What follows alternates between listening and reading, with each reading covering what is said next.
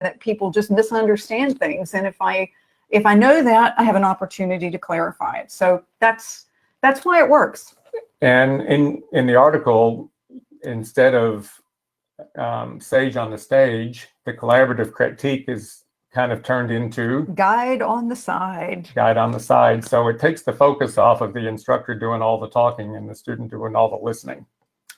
So let's take a look at tonight's scenario. This is going to be fun. So tonight's scenario, and we decided to do some fairly realistic things here. Paul is actually an airline pilot. He doesn't fly GA as often as he might want to, but he's decided he wants to regain currency and proficiency in single engine general aviation aircraft with the glass cockpit avionics. And guess who's his instructor? That would be me. Yes. And so after, here's the scenario that after a pre-flight briefing, we've reviewed all the things that we're supposed to review, done all the things that we want to do. And now we've gone out and we've done a flight, and it includes all the usual things that you would expect. Sometimes people call it the FAA ballet, stalls, slow flight, steep turns, emergency approaches. Instrument practice, in this case, yes, we've included. Obviously takeoffs and landings, and now comes the post-flight debriefing. So let's get right into it. So what we're going to do is to work our way through an entire collaborative critique, and Susan and I will be facing each other to make it a bit more realistic, and let's see how this unfolds. Okay. Okay, let's move to the first slide, and we'll get right into it.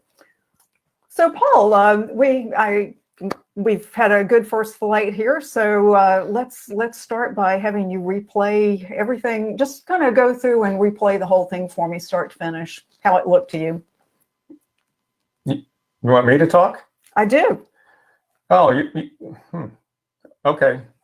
Well, you're the first one that's ever asked me to do that. I was expecting you to tell me everything.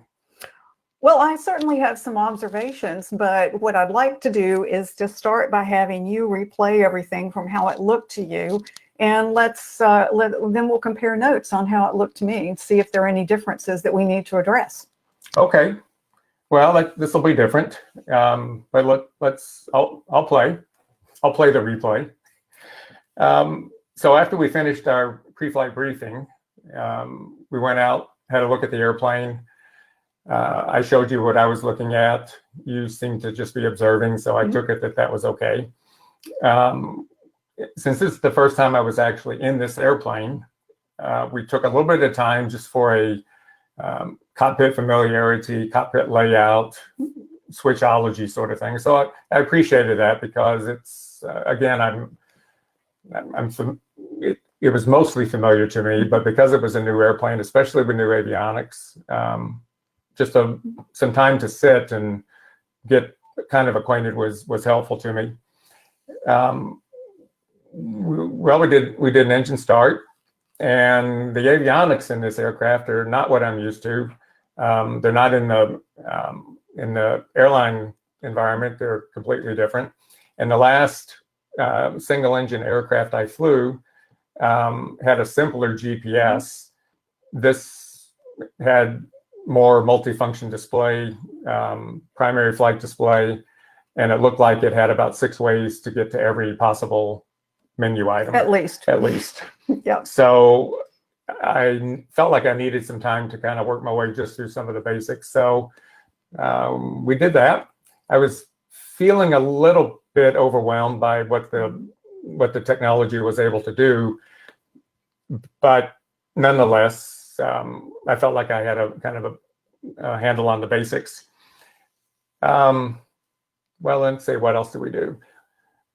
We cleared the area and we started our taxi, and we did a run up, just what I was used to seeing in other aircraft. And after the run up, we made our announcements and just did a normal takeoff. I did notice that during the takeoff roll, my centerline control was a little wobbly. I think I have an explanation for that. But we took off. We climbed to the altitude that you gave me, and from that point, we worked on power settings for various configurations. Again, this is the first time I'd been in this airplane before. More or less could transfer some of the numbers from other airplanes to this one with a few differences. Mm-hmm. So we did some power settings, configurations, looking at kind of pitch power trim relationships, just so I could know what to expect in other phases of flight. Well, tell me about the steep turns. Do you remember when we did that? Well, I do remember steep turns, of course. After we took off and did the power settings and things like that, we did kind of the, what did you call it, the FAA ballet, mm-hmm. steep turns, slow flight, stalls. One thing interesting about the steep turns, I don't know if you noticed this, but I was aware of it. Once I got the turn established, when it was time to roll out onto the after the 360 degrees, I initially made the turn in the wrong direction. I did see that. So it started to overbank a little bit. The reason for that, not an excuse, but the reason for that is that in the aircraft I fly professionally, the attitude indicator is actually a sky pointer. Ah, okay, that makes sense. Rather than a traditional attitude indicator. So when you're using a sky pointer, you actually turn the airplane in the direction of the pointer to bring the airplane back to straight and level, which is different than a normal attitude indicator. So that's one of the reasons I wanted you to talk first, because I wouldn't have known that, and I wouldn't have even known to ask you about that. I would have just thought you were doing something strange. So strange would be a possibility. Yeah, strange would be a possibility, but in this case, now I understand I understand why you did that particular thing. That's right. So talk to me about, I took you to an airport that doesn't have a tower. Mm-hmm. It was pretty busy. So talk to me about that part. Well, before we talk about that, let's talk about what else happened in between, okay. Just so that I'm trying to, reconstruct everything here. Once we did the maneuvers, so we did the slow flight, and that went okay. Different than what I was used to doing, because mm-hmm. I traditionally learned slow flight with a stall horn blaring. Mm-hmm. This was a different version of that, mm-hmm. but I understand it. We went through a stall series, and then you did let's do a simulated emergency descent. I wouldn't say that caught me by surprise, because I knew that any kind of a checkout might involve that. But what it did do was it reminded me of how fast a single engine airplane of this type can come down, and that trying to pick a field and a place to land is time critical. Mm-hmm. Out of that, we did a simulated go around at a higher altitude, mm-hmm. and then we went on to the non-towered airport. Mm-hmm. So I'm not used to working in non-towered airports. I'm used to having controllers tell me every mm-hmm. move to make, setting us up for typically an ILS or a visual mm-hmm. approach, and everything is pretty well scripted out. In this environment, I certainly remember teaching this, mm-hmm. but it had been quite a long time before since I had done pattern work, getting into the pattern, looking for traffic, knowing when to make the base to final, or downwind mm-hmm. to base and base to final turns. So that was okay. My first approach and landing, however, was not my best effort. I was a little bit high and a lot fast. And being a lot fast meant that it was essentially going to be unstabilized. Mm-hmm. So that I recognized pretty quickly that was not going to work out well. So we went around. Tell me about the go around. The go around had some challenges, because in my airline environment, when you are the flying pilot and you do a go around, you command everything else to be done in terms of picking up the gear and raising the flaps. I wasn't very cooperative, was I? You weren't playing, and it was just a throwback to what I'm used to. Mm-hmm. So the consequence of that was I felt like our pitch attitude got a little bit high, mm-hmm. Because of the flaps were still in, and it was just one of those things where I had to go back and think, oh yeah, I'm single pilot here. I need to act like that. Mm-hmm. So we cleaned up out of that and came back around and did another approach. And now I think what happened was I overcompensated a little bit because I felt like now I was a little bit too low. But nonetheless, we landed out of that.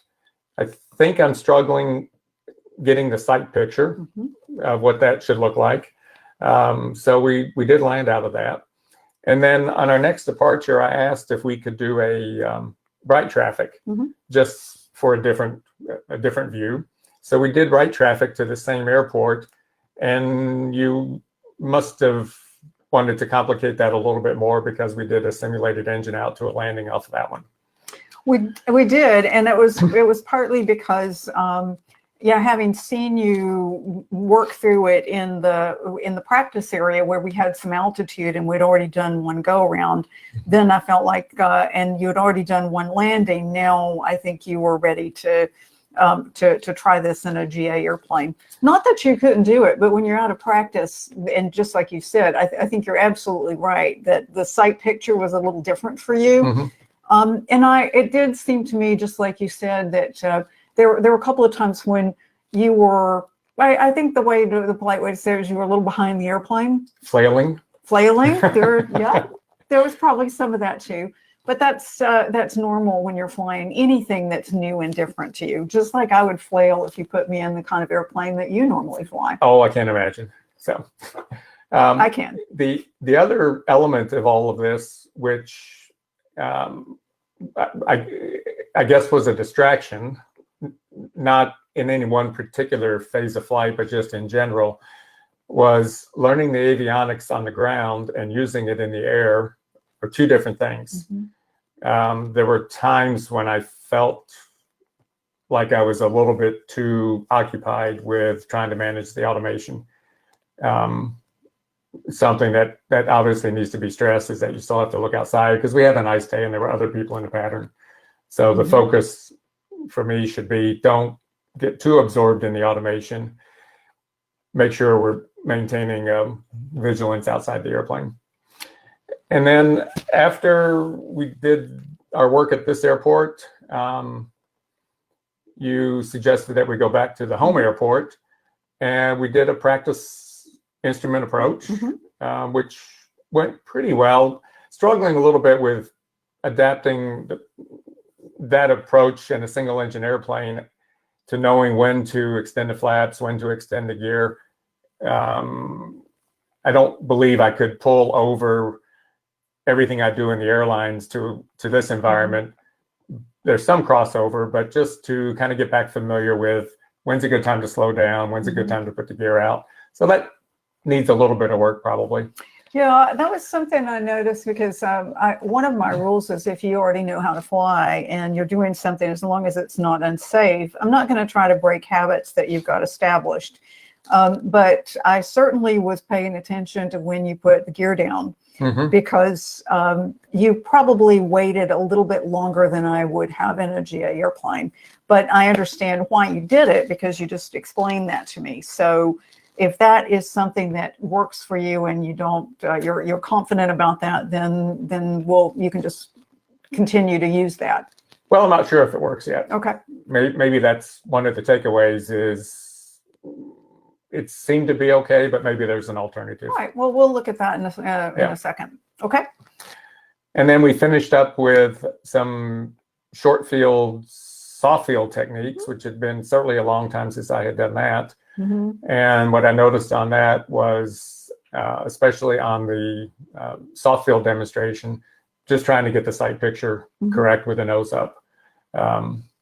It was okay because we had plenty of runway, but in a real soft field environment, runway might be limiting. How about the short field? Well, how did that look to you? I thought the short field was the way we did it with brakes on and full power, and we used the appropriate flap setting for short field. I thought the takeoff roll itself was fine. What I probably missed was getting to the appropriate V speed. So not hitting the V speed as I should could potentially mean down the road the obstacle clearance at the end of the runway. At the airport we were at, obstacles weren't an issue, but that doesn't mean the technique shouldn't be there. The technique should be there. Okay. Anything else that you can think of?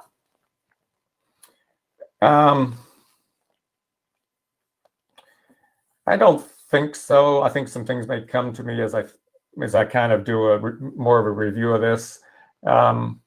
I was aware of trying to divide my attention between inside and outside quite a lot, and just getting a feel for the speeds that this flies at. Our published approach speed in this airplane is 70 knots.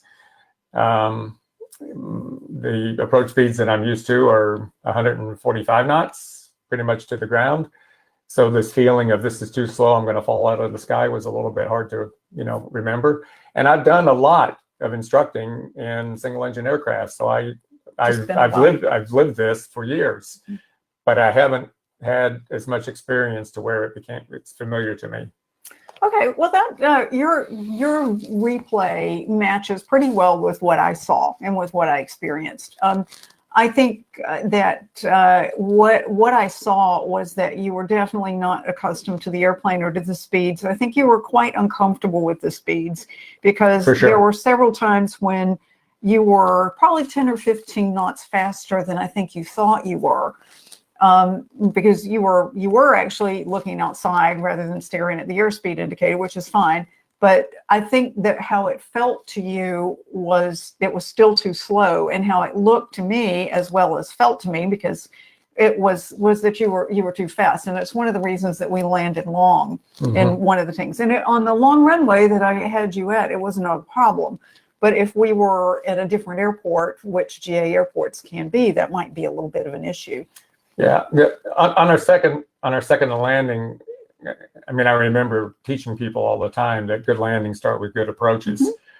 And I think maybe one of the problems with the second landing, which I was a little bit low on the approach, was that you tend to want to drag it in a little bit. And again, that changes your sight picture of what you should normally be looking at. So it needs work. There are two other things that I wanted to comment on, both of which you addressed. One is that you, what I saw in my replay as I go back through it, is that yes, you are accustomed to a crew environment.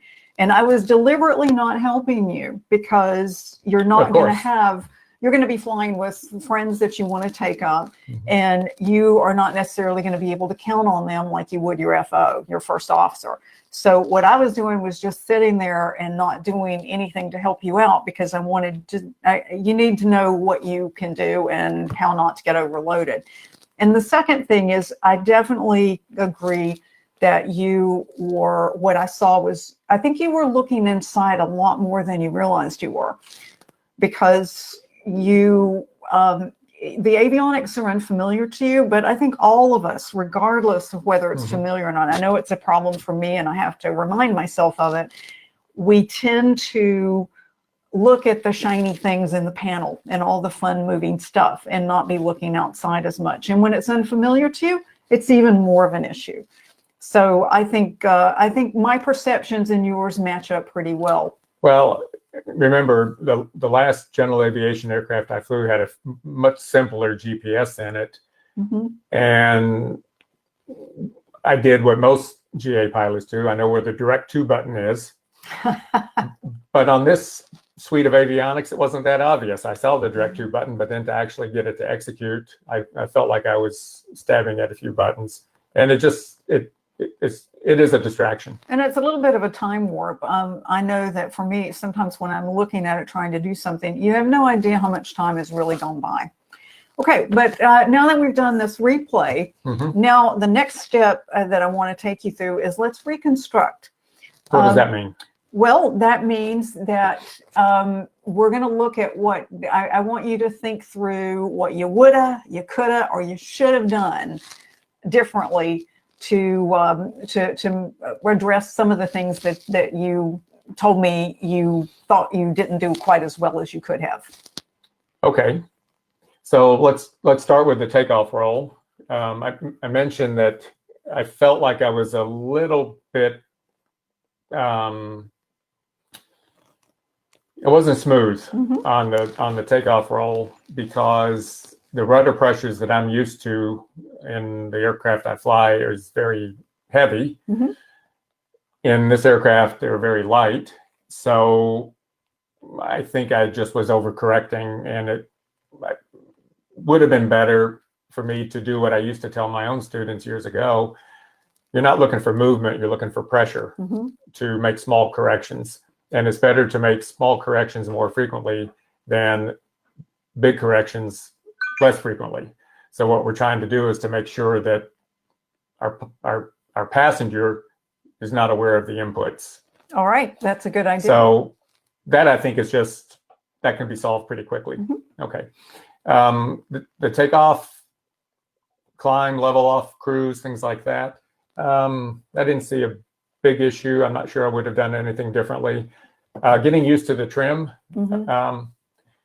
and a trim wheel Mhm. is something that is new to me, because in the aircraft I fly, we don't have one. Mhm. We only have electric trim. Mhm. There is no manual wheel to trim. The lag time on the electric trim in this aircraft is a little slow. So going to the manual trim was something that I think could have helped, Mhm. but just takes some getting used to. Steep turns, I think I'm done with that. I know what to do. Although not actually, there is one more part. I was using inside references for these maneuvers. If I would have gone back and looked where the horizon intersected the cowl and realized that this is a visual maneuver, I could have probably known which way to turn out of it without reference to the attitude indicator. So turn it more into an outside rather than inside maneuver with just a casual glance inside.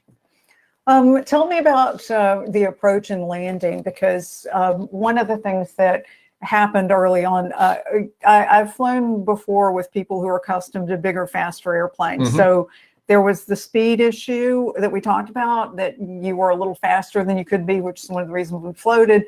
And the other thing was that a lot of people who've flown larger airplanes tend to flare higher. And I stopped you from doing that on one of the landings, because, and you told me about the sight picture. So what are you going to, how would you do that differently? Well,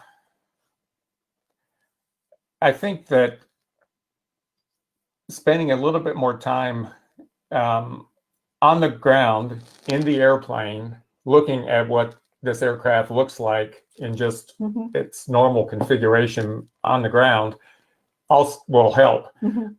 But the other thing is the transition to the flare. I need to remember to do what I used to tell my students years ago: look down the runway. Don't get too focused. Did you hear me saying that? I did. I heard you say a lot of things, but yeah. That was one of the things that caught my attention. But looking down the runway is important, because if you don't, you either will see the ground coming up and flare too high, or worse, not flare at all, because you get target fixated. So I think just getting used to that again would be good. What are you going to do? What could you have done differently to make sure that you weren't so focused on the avionics and looking? Well, I think maybe I noticed that you have the avionics suite simulator on your iPad. I might like to get a copy of that and practice beforehand. Well, and I have a present for you too. Here's for those of you who like paper, you can certainly get that for your iPad, and I'll make sure that you get the link for it. But here's another thing that you can do. Just go through this and do some chair flying. This is something that I'm sure you've done in your procedures training for the airlines, but it's something that you can certainly do here and work on the iPad, and that way you won't be trying to figure it out every time. Well, and the better I get with doing that in the comfort of my home or in a classroom or something, then the easier it will be to do that when I'm in the airplane. But I did feel like I was a bit overwhelmed with just trying to learn that, plus also learn an airplane. Well, you were. Yeah. Another thing that I would say, you said when you were doing the replay phase that there were at least 6 ways to do it. That's certainly true. Here's my advice: learn one. Sure. learn one and stick to it, and the others will come to you over time. But if you get into that, well, you can do it this way or this way or this way or this way, you won't remember any of them. That's especially correct. When you get overwhelmed. So pick one and just stick to it. Be consistent with that is my advice for how to fix some of that. And I suppose the other thing that needs some attention is just making sure I am more deliberate with my power settings and trim settings as we're setting up to land. Again, it's not something I've done in a long time. So it just takes a little bit of practice to understand that this power setting will achieve this result. I still did feel that 65 or 70 knots was soon to drop out of the sky. I know better than that intellectually, but from what I'm used to, it's just a big change. Okay. All right. Well, now that we've kind of figured out some of the things that you could have done or would have or should have and will do differently next time, now I want you to take another a step back. We've replayed the flight.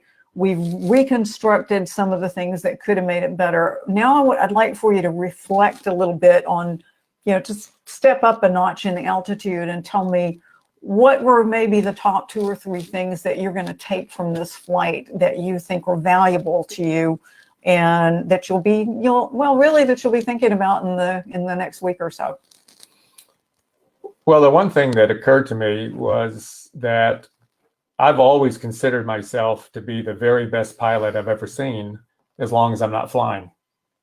Yeah, well, I got to do that while I was in the right seat today. That's always a fun thing to do. So it is amazing that regardless of how much experience I've had in general aviation flying and instructing, separated by about 20 years of airline flying, that some of those things got lost or forgotten, and that it's important to take the time to make sure I understand this aircraft.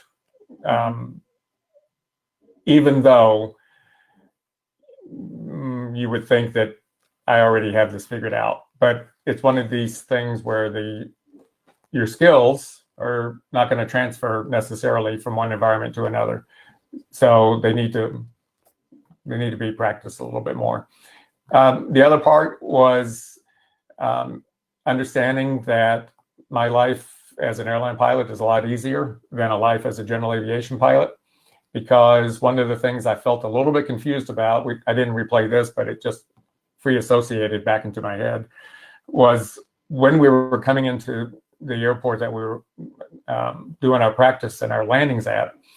I didn't know a lot about that airport in terms of pattern altitude and things like that, because in the airline world, everything's done for you. The weather's done for you. The dispatch is done for you. The fuel's done for you. If the airplane breaks, they fix it.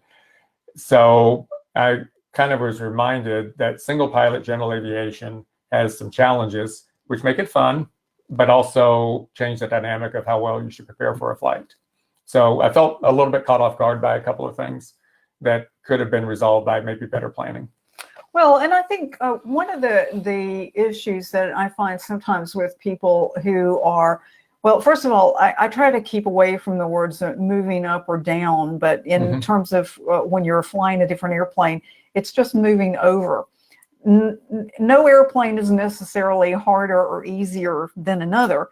No. And light sport aircraft, that's a completely different ball game, because there are still more lessons to learn from that. So I think the lesson that another way to say what you're talking about here is that you have to be respectful of every airplane that you fly. Indeed. And you have to take every airplane that you fly seriously and not ever approach anything with, oh, this is going to be a piece of cake. My dad used to tell me, my dad was in the Air Force years ago. He used to tell me that I should never think I'm bigger than the airplane. That's a good phrase. And that I thought was good advice. That is good advice. Yeah. So I think those are good things to reflect on. So now let's move to another phase. I want to redirect your attention, your focus to, based on what you experienced today, the replay, the things that you reconstructed for how you could have done better, the reflections that you've just had. Now what are we going to take forward? What are you going to do next? How are you going to redirect your today's experience to making the next flight a better one? Well, we need to have another flight, I think, maybe two. Maybe it's up to you, but certainly us to sort that out. I think the big takeaway for me, as you say, as I reflect through this, is it'll take a little time to get comfortable again. I want to get comfortable because I love GA and I want to spend some more time in it, but it will take a little bit more time to get comfortable, and I need to be patient with that process. So I think that's the main takeaway.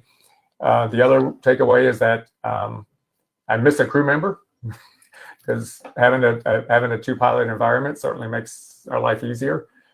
But on the other hand, the fun of general aviation is that you can always be in charge.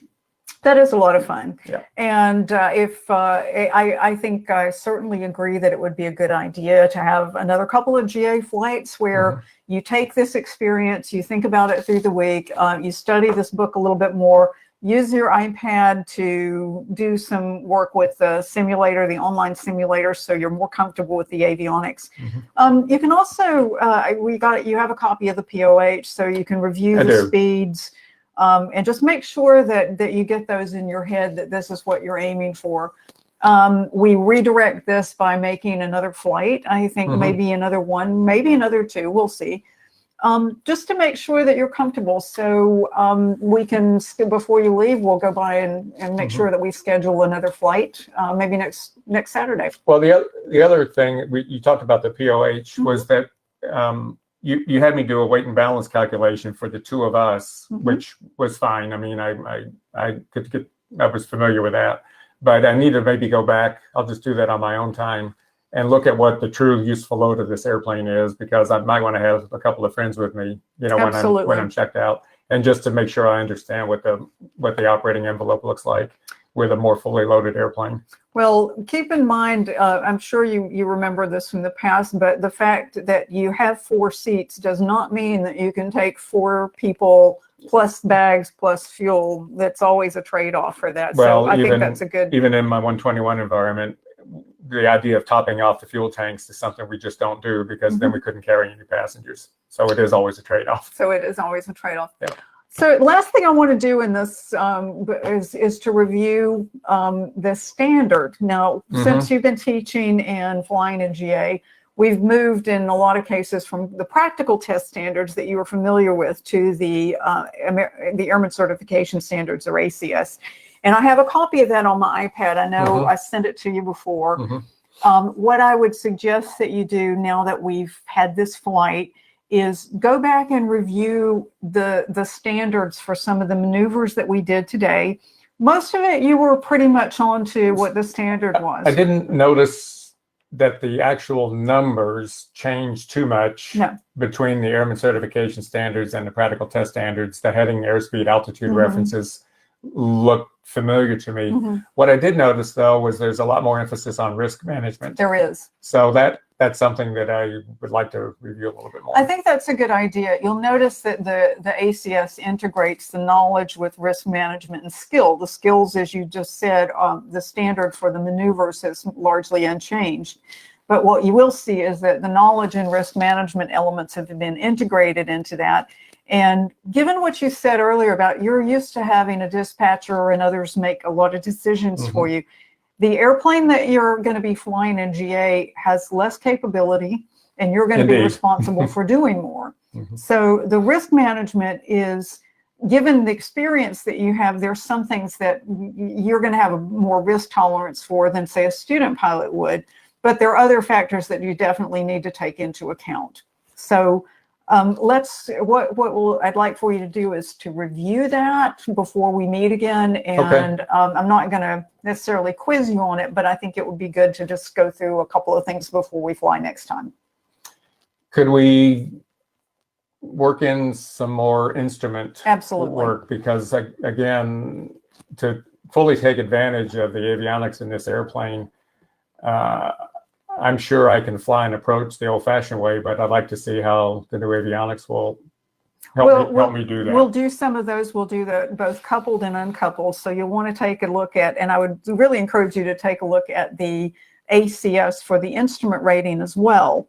And I know that you probably used to fly NDB approaches. We don't have those anymore. Yeah, I know. That's good.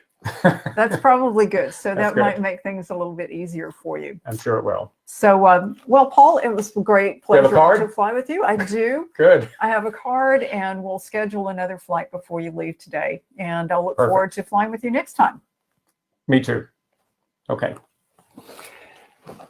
So Let's wrap up. that was a collaborative critique. So if we moved back to how it works, just to review, part of what we're trying to do here is to have the trainee at whatever level that person happens to be. And in the case of this scenario, Paul had a lot of experience, but we picked this partly because it was something that we could easily talk about, but partly also to make the point that regardless of the experience that the other person has, using this technique can give you a lot of information that you as the instructor otherwise wouldn't have. I know that there have been a couple of times when I've flown with airline pilots where early on I thought that was going to be a piece of cake. And there were all sorts of things going on in the other person's head that I just didn't know. Well, I can assure you, by being in the airline environment, that the challenges from one to the other are not always obvious. And it's always easy to make assumptions about a skill set that is assumed. You have a pilot who comes to you with 20,000 hours in their logbook, and you have a fraction of that, and you automatically assume that this person will certainly fly better than you and know more than you. That would be me. And I did. It's not always the case. And rather than assume, I think the key element here is to assess. And as an instructor, as we went through the scenario, Susan did simulated engine out at a higher altitude, just to make sure I was doing the right things in the cockpit. It's always a good idea to just assess the environment, assess your individual, and go from there to be careful. The other part of collaborative critique that's you might run into at some point is you go to do the replay part. So how did you think this worked? How did you think the flight went? And the student says, I think I did great. No problems. I'm good. And you're sitting over there thinking to yourself, yeah, but you almost killed us twice. And there's such a disconnect between the student's perception of themselves and the instructor's perception, and how do you handle that? And that's where the collaborative critique, the instructor will have to take a more positive role to always bring the person back to say, well, remember, this is what happened when we did this. I saw you do this. Because what you're trying to do is to build the situational awareness of your student. Well, and that's how we get into this. How do you know when somebody's ready to go? If they have a good understanding of their own situation and can do a replay like we went through here, then that helps the instructor make the determination of, sure, this person's ready to, to solo, or this person's ready to get checked out in this aircraft and move on, by themselves.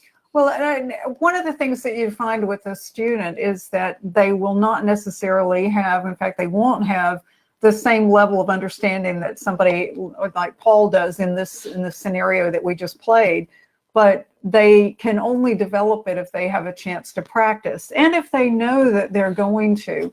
I know that, one of the things that got my attention very early in my flight training, we were out in the practice area. I think this was on my second or third lesson in a Cessna 152. And my instructor said, take me back home. And I thought he was going to tell me how to get back to the airport. But what that made me realize is that, oh, he expects me to have awareness of where we are and how to get back.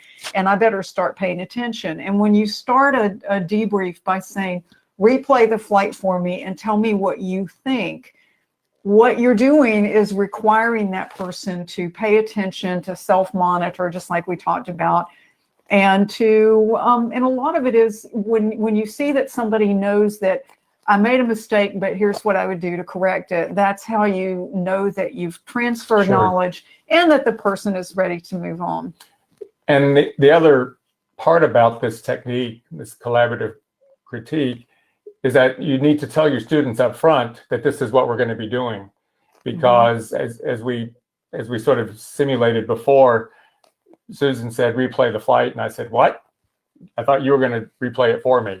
If you set the expectation before the flight that this will be how we will conduct the post brief, then it will help you in your own situational awareness, because you're going to be monitoring more things as the flight progresses and be better able to feed that information back to the instructor.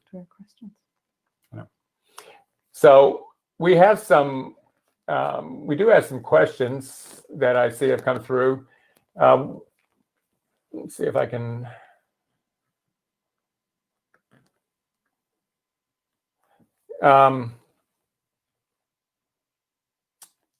We have a question here to ask me to explain what a side pointer attitude indicator is.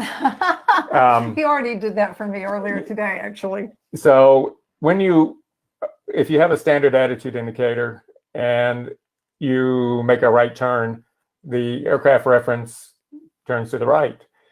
A sky pointer, however, SKY, sky pointer actually goes the opposite direction. So if you're in a right turn, the sky pointer actually is left. And the principle is you turn towards the sky pointer to put the airplane back to straight and level. They're fairly common on airlines. When I first got into an airline and saw that, I was confused. So going back and forth between a traditional attitude indicator and a sky pointer can cause a little bit of confusion. And we thought that was a good example of, if I had not asked him to talk to me about what happened with the steep turn, I would not have understood that that's what he was referring to. And I've certainly had cases before. I remember one time I was flying with somebody who didn't understand the difference between in a 182 using the manifold pressure and the throttle. And if I had not asked him to talk to me about it, I wouldn't have known what he didn't understand. I would have continued to babble at him about your airspeed and this and that, but I wouldn't have understood what the real issue was. So it's a way to get to the root cause. Exactly. The other comment we have is from one of our viewers, is this a new process? She says she hasn't heard of it before. Well, actually, this is one of the things that I wrote about it for several years ago. We've written about it in the FAA Safety Briefing magazine. But I actually contributed a piece on the collaborative critique in the Aviation Instructor's Handbook, the edition that is out right now. But it's one of those things, because there's so much material in the book, I think not everybody has seen it. But we brought it up in the presentation, the NAFI MentorLIVE presentation we did a few months ago. And I think there were a lot of questions about it, which is why we thought that it might be helpful to do this program, as well as to do the article in NAFI Mentor magazine. So it's not really so much that it's new, but it's not something that people have necessarily focused on. And Paul, you've talked about how the airlines use it. They just call it something different. We do this as part of our debriefs after training sessions and after checking events. We don't call it collaborative critique. We call it facilitated debrief. It's the same principle. You are a facilitator encouraging your student and pilots to debrief themselves to get a better sense of what they know and what they understand. Whether you call it collaborative critique or facilitated debrief, it doesn't matter, but I think all of you can kind of see the principles. We had another comment that this was good timing because the instructor just gave her first dual training today. That's great. Congratulations. We did have a comment about whether or not we did clearing turns and prior to these maneuvers. Of course he did. Well, I forgot the first time, but then you reminded me. Okay. So yes, we did. And then another comment about instructors. We're not always a teacher. We're also learning. So we can learn from our students as well as from other instructors. Being a pilot is one of those things where there's never a point where we're not learning something. Whenever I teach a class, no matter what kind of class it is, if it's an upgrade class for our captains or something for new hires, at the end of it, I will always say, so tell me one thing you learned today, just so that I'm sure we're all on the same page. Well, and I've learned a lot. I would say this especially to somebody who's starting out, given your first duel. One of the things that you learn a lot about is you learn a lot about flying from the mistakes that you see other people make. And that if you understand why they make them, then that gives you more tools for your teaching toolbox. But it also, I've learned a lot about what not to do myself. There are plenty of mistakes that I hopefully haven't made because I saw other people make them first and decided not to. Well, and I have a presentation that I've given to our pilots, and the basis of the presentation, the title of it is called "Never Waste a Mistake." So you're going to make mistakes. Don't waste them. Learn from them, and share them. I mean, that's what we do, is we share them sometimes. So, well, Susan, I think that might be about it for us. All right. We have our contact info on the next slide. If anybody has any comments or questions, you can reach out to us. aviatrix@gmail.com for Susan, Paul at Flight Deck Insights for myself. And we hope you can also find a copy of the magazine article if you want to review some of the things that we've talked about here in technique. And again, it is in the Aviation Instructor's Handbook. You can find some information about it there, but we tried to summarize it a little bit more in the NAFI Mentor article, and to just give you an idea of how it might work in this presentation. So we've had a lot of fun doing our little improv here. Yeah. So thanks so much for joining us this evening. We'll look forward to seeing you again. And if you have comments or questions, feel free to email them to you, and we'll get back to you. Thanks to everybody. Good night. Thanks so much.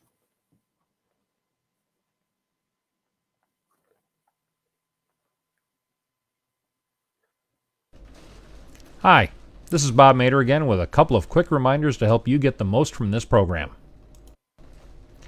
Earn credit for this course by clicking the button on the right side of your screen that says Earn Wings Credit. This will take you to the FAASafety.gov site to review the course content and take the mastery quiz. Remember, your input helps NAFI provide better features and benefits. And completion of the course evaluation earns a chance to win a NAFI 50th anniversary shirt. If you want to watch this program again, or view any previous MentorLIVE program, or share these programs with your students or friends, just go to nafinet.org to get the links. On behalf of everyone at NAFI, thanks again for watching, and safe flying.